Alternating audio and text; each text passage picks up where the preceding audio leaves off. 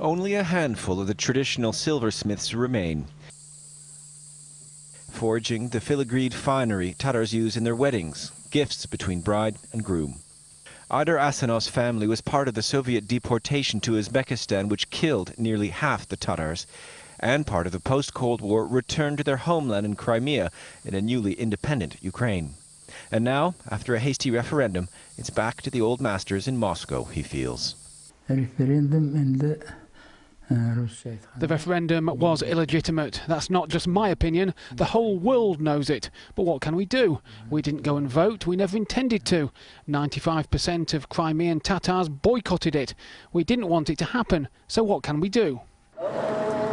What the Tatar leaders just might do is call for a referendum of their own on rejoining Ukraine or for outright independence. A risky move in a land where Russia has shown it is ready to use its military to get what it wants. Shortly after the referendum, Vladimir Putin said the rights of the Tatar minority would be respected. But in the days after, the Tatar language sign outside of Parliament here was removed and replaced with a Russian-only one. Tatar language TV news is still on the air, but the private channel's owner has been accused in the Russian media of being an Islamist bent on terrorism.